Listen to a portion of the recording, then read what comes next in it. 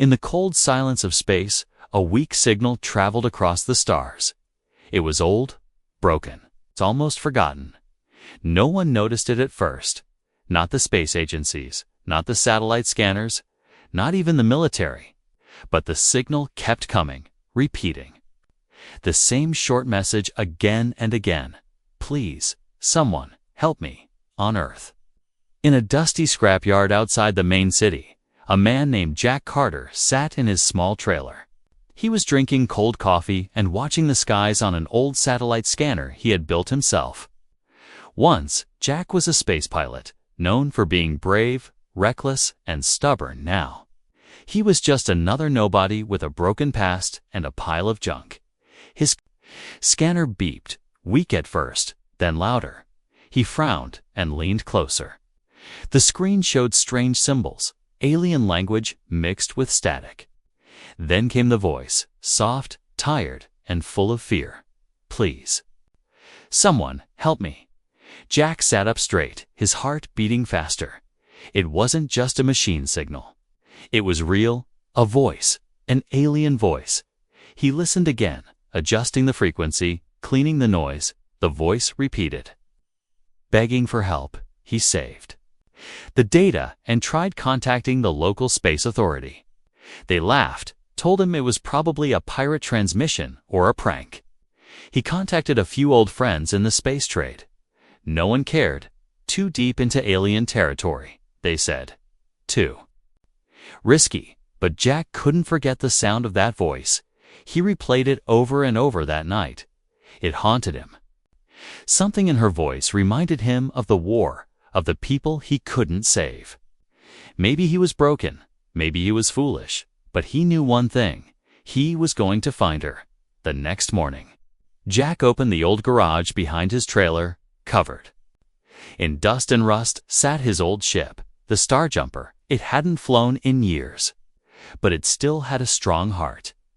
Jack worked for days, fixing the engine, loading supplies, and mapping the coordinates from the signal. He didn't tell anyone, didn't ask for help. This was personal. On the 6th day, before sunrise, Jack climbed into the Star Jumper, powered it up, and looked at Earth one last time. Let's go find you, mystery girl, he whispered, with a roar. The ship blasted off. No fanfare, no goodbye. Just a man and a voice from the stars. The journey wasn't easy. The signal came from deep space, near the border of 3 hostile alien factions. No human ship had gone there before, at least not without a fleet, but Jack was used to flying alone. He dodged asteroid fields, avoided patrol drones, and slept with one eye open. Each day, the signal grew stronger. Each night, he dreamed of her, the girl behind the voice. Who was she? Why was she alone? Why did she ask for help from humans? On the 8th day, Jack reached the location. A dead satellite floated in space, broken and ancient. It was alien technology, covered in strange glowing marks. Jack connected his scanner, trying to pull any remaining data. Suddenly, a light blinked, a small panel opened, and a hologram appeared. It was her, an alien girl with silver eyes, dark blue skin, and a calm but scared expression. She looked directly into the camera and spoke. My name is Alira, she said. I don't know if anyone will hear this. I have done something terrible. I stole something to protect my people, but now they all want me dead. I can't run anymore. I don't trust my own kind, but maybe, just maybe, a human will understand. If you're hearing this, please help me. The message ended, and the satellite went dark again. Jack sat in silence, breathing heavily. This was real, not a prank, not a trap. She asked for help, not from her own people, but from a human. From him, Jack powered up the ship, rechecked her coordinates, and locked in a new destination. He didn't know what waited ahead. Maybe death, maybe a trap, maybe something worse. But something deep inside told him this was right.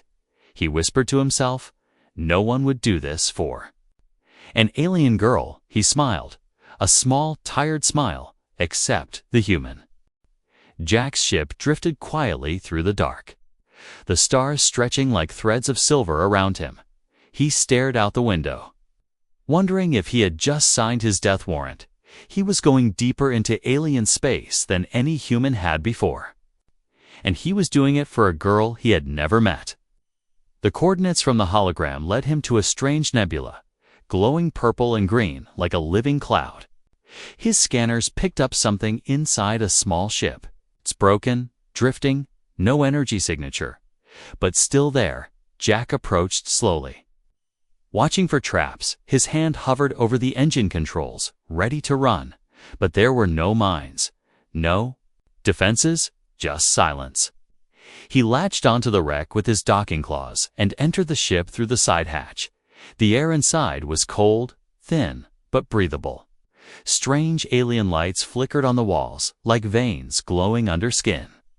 He moved carefully, weapon in hand, boots echoing on metal. The ship was clearly hit, walls torn, wires sparking, signs of a fast escape or a bad fight. Then he heard it, a soft sound, a breath, a cough. He turned the corner and saw her. Alira, not a hologram this time, not a message, but real. She sat on the floor, back against the wall. One arm bleeding dark blue liquid, eyes half closed when she saw Jack. She didn't scream, she didn't run, she just whispered, "You came, Jack." Knelt beside her, checked her wounds, and pulled out a medkit. "Stay still," he said. "This might sting." She looked at him. Confused. "You're human. You called for one," he said, wrapping her arm with quick dry foam. "I didn't think anyone would come," she replied, her voice shaky. "Well, I'm not just anyone," Jack smiled, trying to stay calm. He helped her stand, and she winced in pain. Her skin shimmered under the dim lights. "Like moonlight on water, I need to destroy this ship," she said, looking around. "It has tracking beacons." Jack nodded, understanding without asking why. Together, they planted charges and returned to the Star Jumper as they flew away. The alien ship exploded behind them, a silent flash in space. Alira collapsed into the co-pilot seat. Breathing heavily, Jack offered her water, and she stared at the bottle like it was some ancient artifact. "You're not used to this, huh?" He said, "We don't drink from things," she replied slowly, taking a sip, then coughing. "It's cold." "That's water," Jack said. "We drink it, we shower with it, we even cry it." "Cry?" Kay nodded. "When we're sad, or sometimes when we're where?" "Really happy?" She looked at him again, this time with curiosity instead of fear. "I don't understand humans," she admitted. "You risked everything for a stranger." Jack leaned back in his seat, watching the stars drift by. "Maybe I just needed something to believe in again." Before she could answer, the ship's alarm beeped. Jack checked the scanner. 3 ships. Behind them, closing fast. "Looks like someone followed you anyway," he muttered. Alira's face turned pale. "Bounty hunters," she said. "They won't stop." Jack took the controls. "Then let's make them." The Star Jumper wasn't built for war, but Jack knew every trick in the book. He flew through a nearby asteroid belt, weaving between rocks, turning sideways, upside down, anything to lose the hunters. Alira sat gripping her seat, staring at him like he was mad. "You're going to get us killed," she shouted. "I'd rather go out in style." Jack grinned, spinning the ship just as a missile flew past. With a sharp dive, he tricked one of the hunter ships into crashing into a rock. 2 left. He boosted the engines, flew toward a debris field, and shut off power at the last second. The hunters scanned, missed him, and flew ahead. Jack powered back on and zipped away before they could turn. Once they were safe, he looked over at Alira, expecting a complaint, maybe fear, but she was smiling, just a little. "No one's ever done that," she whispered. "Not even for their own kind." Jack didn't reply. He just stared ahead, eyes on the stars. He knew this was only the beginning, but he also knew one thing. Whatever was going on in the galaxy, it had just become his problem too. The ship was quiet again.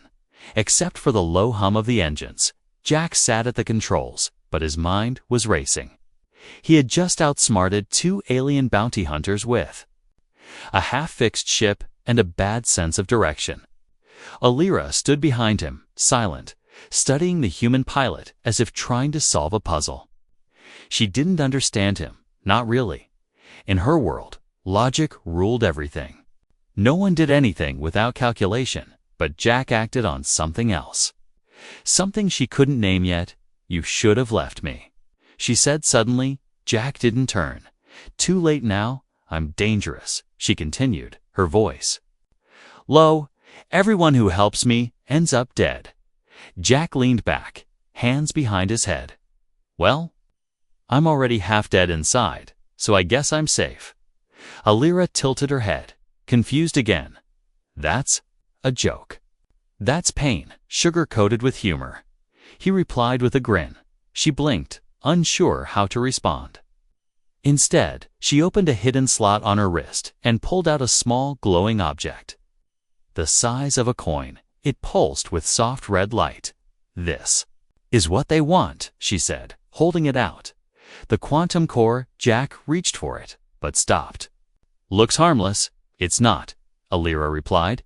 "It can bend time inside small zones, reverse seconds, freeze matter, even stretch light." Jack whistled softly. "So basically, it's the worst toy ever made, if it overloads."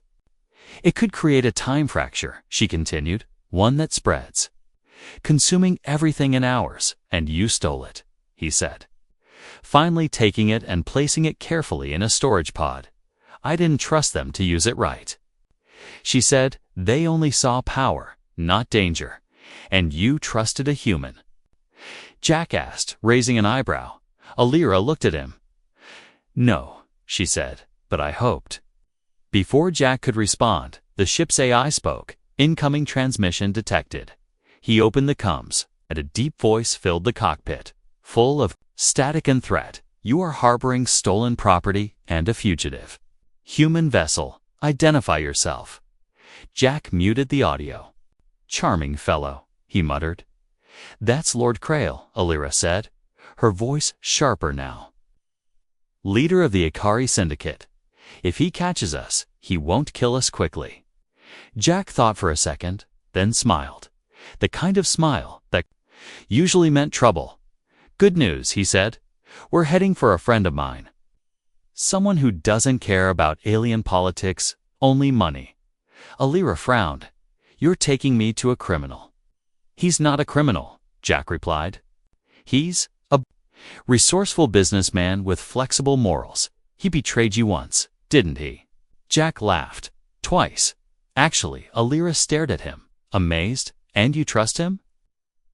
"I trust that he'll want something," Jack said. "And as long as I can offer something better, we'll live." They entered orbit around a dusty, half-broken planet called Vorenus 3, a neutral zone used by smugglers, old tech dealers, and outlaws. The air was thick with fog, and the sky pulsed red from twin suns. They landed near a rundown hangar guarded by robots with mismatched parts and bad attitudes. Jack stepped out first, hands raised. "Tell Boric. His favorite mistake is here." Minutes later, a large man with metal arms and a cracked visor walked out, grinning.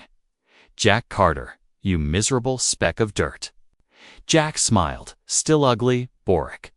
Boric hugged him like a bear, then noticed Alira. "You brought a guest. She's a bit special," Jack said, "and in a lot of trouble."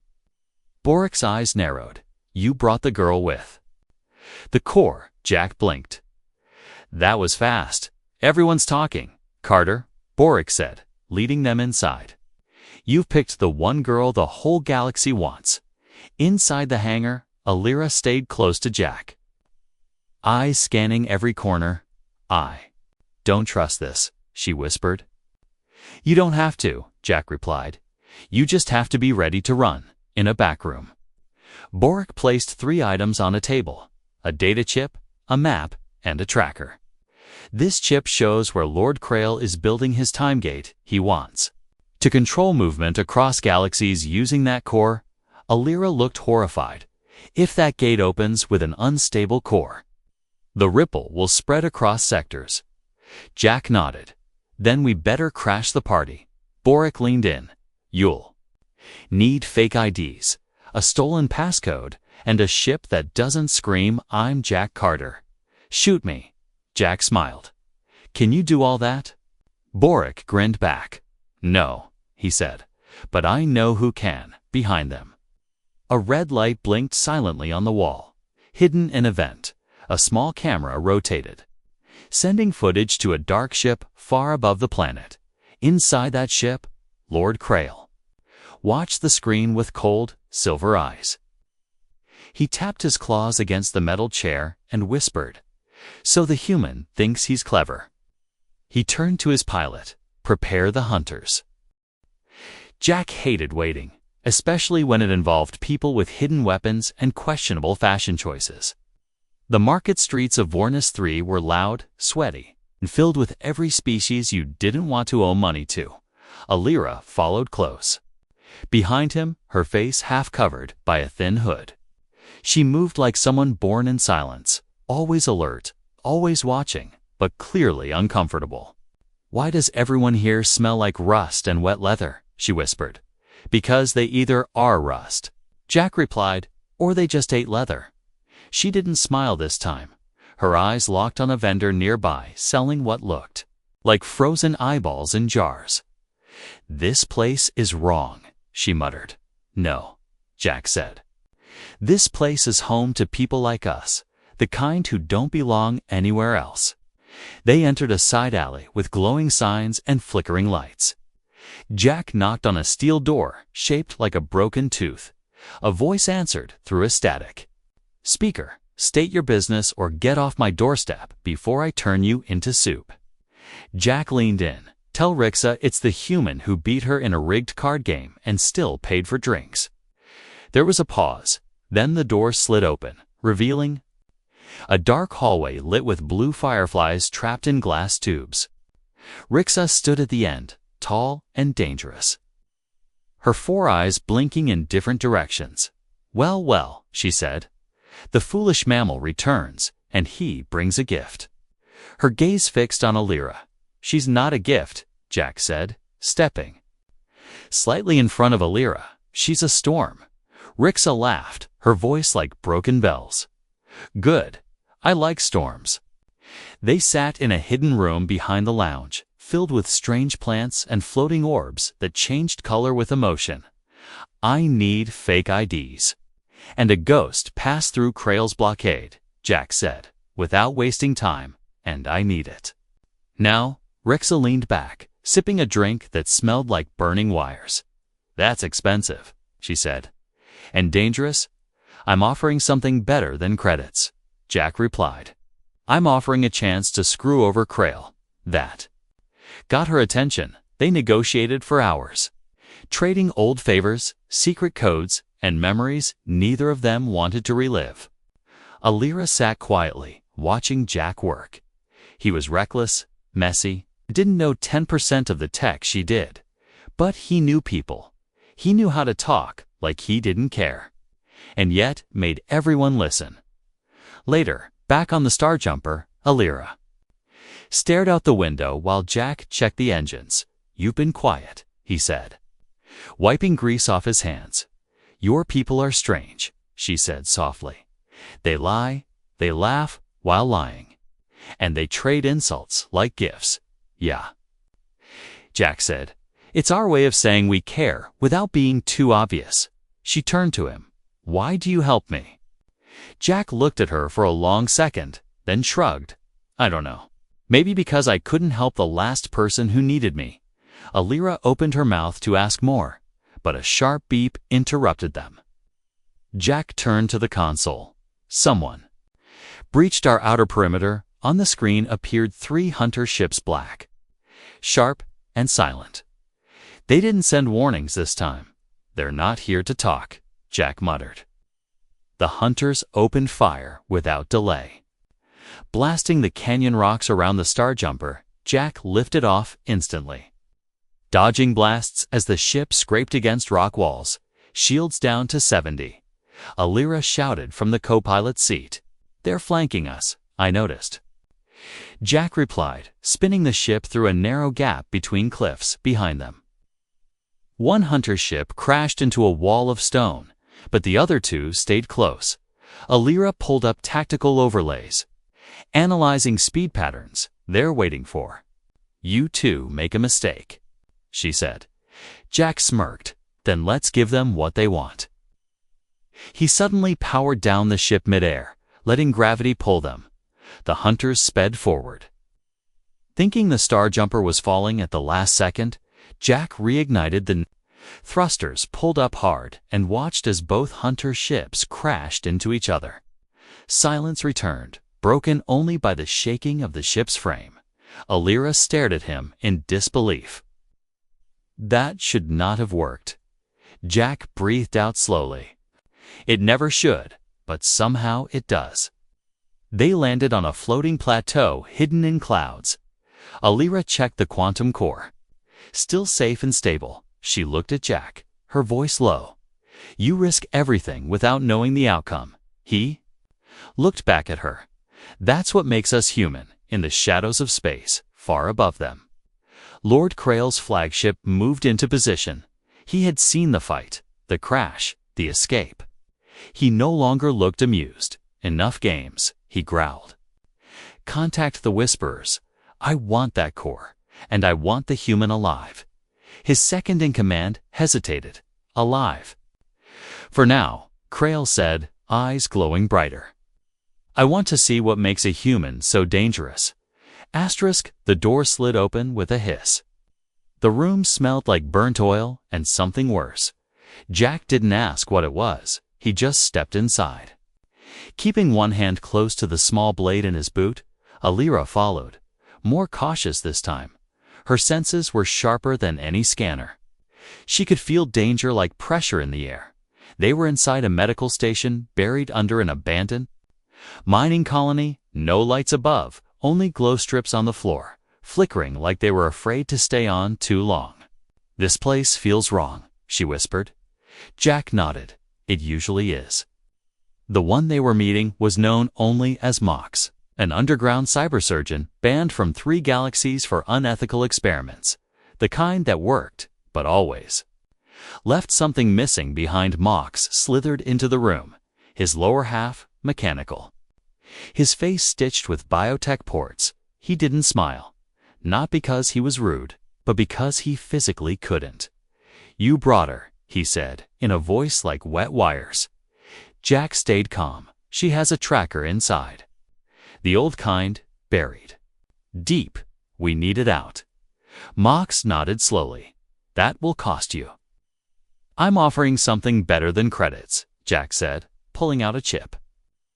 Encrypted map of Crail's outpost locations. Mox paused, then snatched the chip, turning it over in long fingers. "You always bring trouble with gifts, Jack. It's part of my charm." They placed Alira on the cold surgical table. It was built for creatures much larger, but it adjusted itself with a hum. "This will hurt," Mox warned her. "A lot." Alira didn't flinch. "Do it." Jack stayed beside her, hand on hers. She didn't understand why he did that, but she didn't let go either. The room filled with sharp light, strange sounds, the smell of plasma and scorched metal. Mox worked quickly, his tools part of his body, cutting through tissue and metal. Alira's breathing slowed but never stopped. Then something went wrong. The monitor blinked red, and Mox stepped back, confused. "What is that?" he said, under his breath. Jack leaned in. "What's wrong?" "The tracker." "It's not just a beacon," Mox said. "It's a remote detonator." Alira's eyes opened wide. He knew, Crail knew we'd try to remove it. Jack didn't wait. He grabbed the surgical torch and burned the link wire before the device. Could arm fully, a tiny spark escaped from the opened tracker shell. Followed by black smoke and silence. Alira gasped. I felt it. He almost killed me. Jack helped her sit up, her skin cold and pale. He's not chasing anymore, Jack said. He's hunting. But what they didn't know was that Mox wasn't working alone. As they left, a small drone detached from the ceiling and zipped away into the shadows, broadcasting everything it had seen by the time Jack and Alira returned to the Star Jumper. Krail already knew their next move.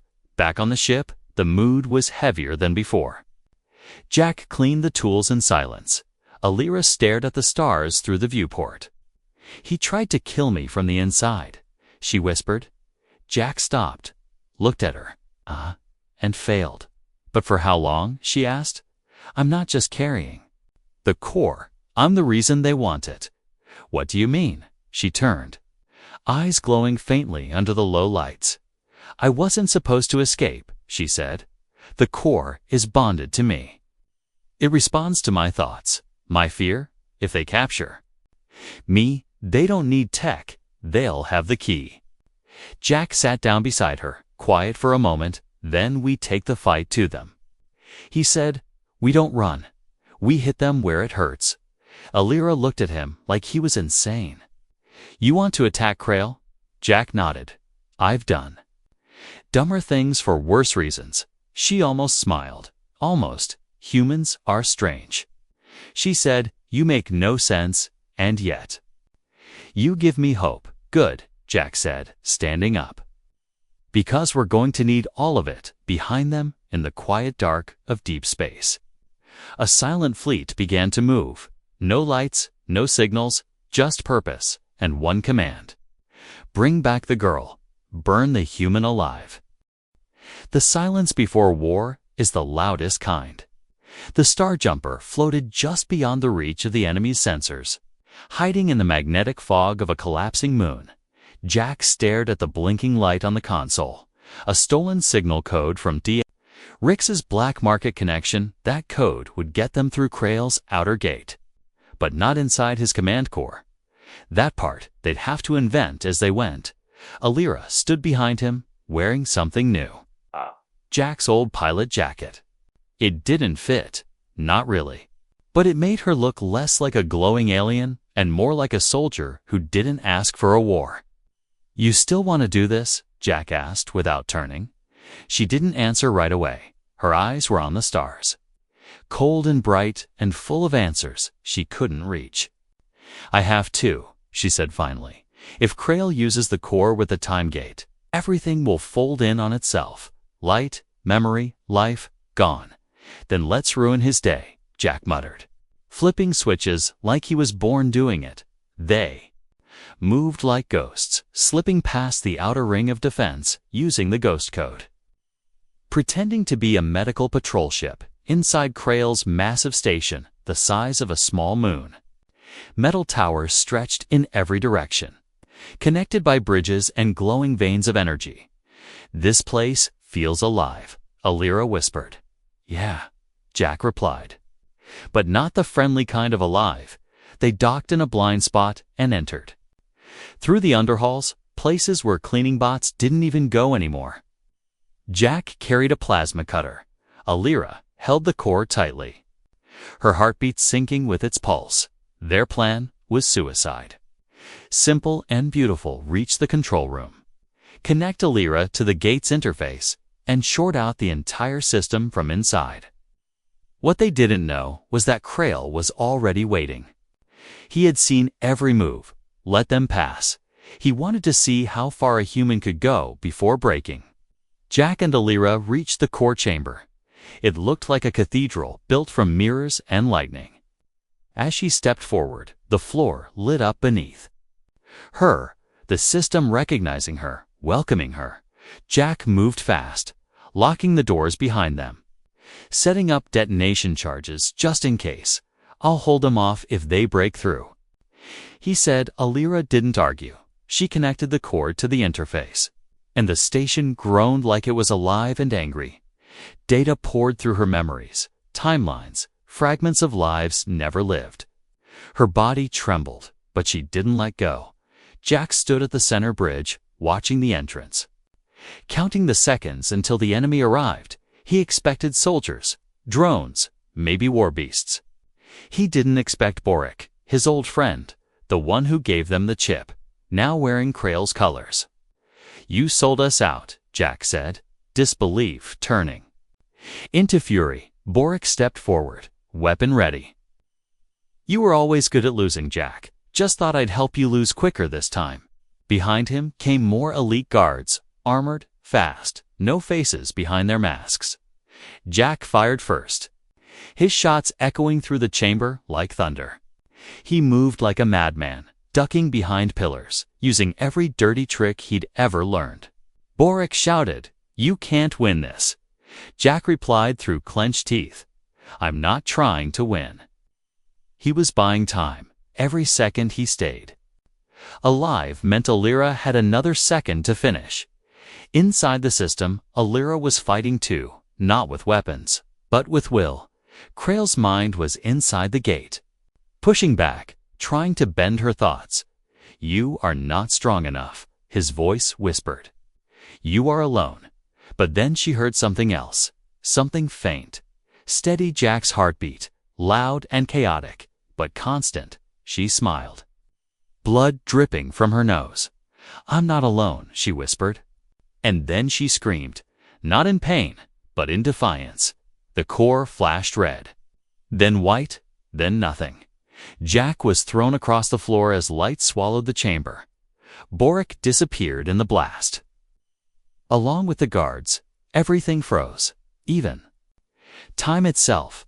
Then, like a wave breaking, it all came back. Sparks fell from the ceiling, alarms blared. The structure shook. Jack crawled to her, coughing. "Did it work?" Alira opened her eyes slowly. "We stopped it, but the core is breaking down. If it collapses, the whole station will fall into a time loop." Jack didn't hesitate. He opened the emergency pod and pulled her inside. "You're coming with me," she said weakly. Grabbing his arm, Jack smiled. Not this time. He sealed the pod, hit launch, and stepped back as she screamed his name. The pod shot out into space, seconds before the explosion started.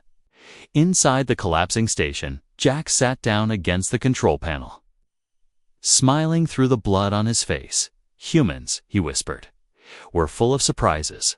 The blast swallowed him, and then silence. Asterisk the stars didn't move. They blinked, shimmered, whispered in the black, but they didn't move. Not really." Alira floated inside the emergency pod, silent, hands folded tightly around her knees.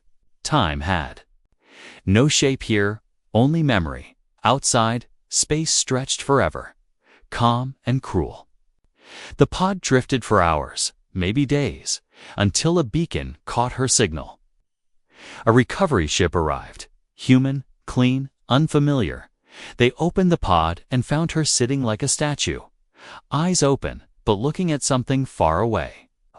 They asked her questions, checked her vitals, scanned her mind, but she only had one name: Jack. They didn't know who that was. Not really. He was a name in 100 small reports, a washed-up pilot, a drifter, a nobody. But Alira knew better. He was the one who answered when no one else did. Weeks passed. She was taken to a station orbiting Mars, debriefed, studied, then left alone. No one knew what to do with her. She wasn't a prisoner, but she wasn't free either. Some wanted to fear her, others wanted to use her. She ignored them all. Every night, she stood at the viewport, watching the stars, waiting for something impossible, a ghost, a signal, a sign. And then, one morning, it happened. The station lights flickered. A door opened that shouldn't have opened, and a strange hum filled the air in the docking bay. A ship landed. Not registered, not tracked, old and scarred, but still flying. The Star Jumper. They rushed in with weapons ready, only to find the cockpit empty, except for a jacket folded neatly on the pilot's seat. Alira was already running when they found it. She pushed past the guards, past the alarms, and stood in front of the ship. Breath shaking, he wasn't inside, but the core drive was changed, rebuilt. Now glowing gently with a pulse, she recognized his mind or part of it had merged. With the core during the collapse, time had broken, and something strange had survived. The ship's console lit up as she stepped inside. A voice came through. Familiar, tired, warm. Thought I'd be gone. Huh. Alira couldn't speak. I left a piece of me in the drive. Just in case, the voice continued. Guess humans aren't good at saying goodbye. She touched the panel gently. I don't know if this is real. She whispered. It's enough, the voice said. That's what we do, right? We make enough into something worth living for. The ship powered up, systems blinking back to life one by one. Alira took the pilot's seat, her fingers settling into controls that were never meant for her. But now, somehow, they were. She didn't need orders, didn't need permission. She only needed direction. Stars stretched in front of her. Millions of paths, all unknown, all waiting. She looked at the jacket beside her, smiled softly, and said, No one would do this for an alien girl. The ship responded with a gentle hum. Except the human, and with that, the star jumper vanished into the stars, carrying something more powerful than any core, a promise that somewhere, somehow, humanity always answers.